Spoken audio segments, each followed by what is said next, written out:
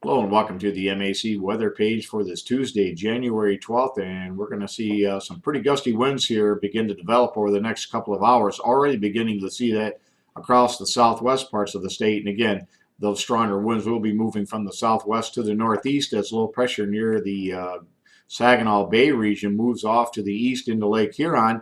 And again, as that happens, we're going to see those winds pick up and we're going to see plenty of snow showers. You can see the system snow now moving off to the northeast.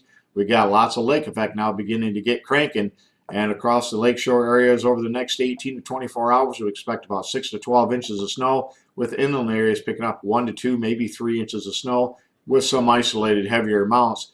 And you can see on the forecast map from the WPC, as far as their 72-hour snowfall, they show about 4 inches, pretty consistent across much of the eastern part of the state. Not sure we're going to see quite that much. Certainly 1 to 2 inches seems very likely, with possibly some isolated 3 or 4 inch amounts.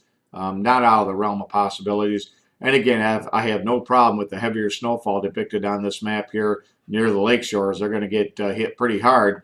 And if we look at the next slide, you can see the winds right now beginning to pick up. We've had wind gusts near 40 miles per hour during the last hour and a half down in Blissfield, and up to 25 miles per hour in Henderson. And we're beginning to see our winds increase here in the Breckenridge area as well. And we expect those to really get ramped up here by 9 a.m. or so.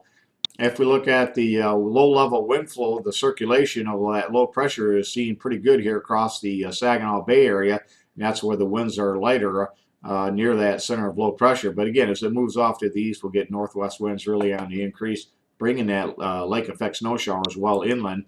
And you can see by 7 a.m. the forecast maps that low to be across Saginaw Bay with a tight isobars packed pretty good. And we're going to see that pressure gradient really get those winds cranking here for about at least 6 to 12 hours anyhow.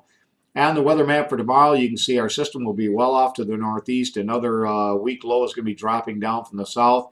We also have some low pressure associated with some warm air that's going to try to make a run at the Great Lakes, although the high pressure system off to the northeast should keep it somewhat in check for the remainder of the week. And we're going to be cold well in through Thursday before we moderate as we head towards Friday. And by that time, we got a low pressure system that's going to be moving this way out of the Rockies. And again, as it drops to the southeast towards Arkansas, it's going to pick up a lot of Gulf moisture and eventually move to the northeast.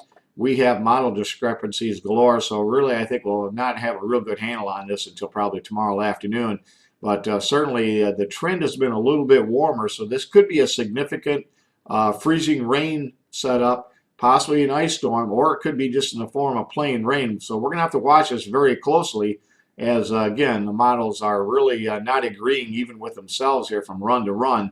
So I think, again, by tomorrow morning or tomorrow afternoon, we should have a much better idea of what's going to happen with that storm.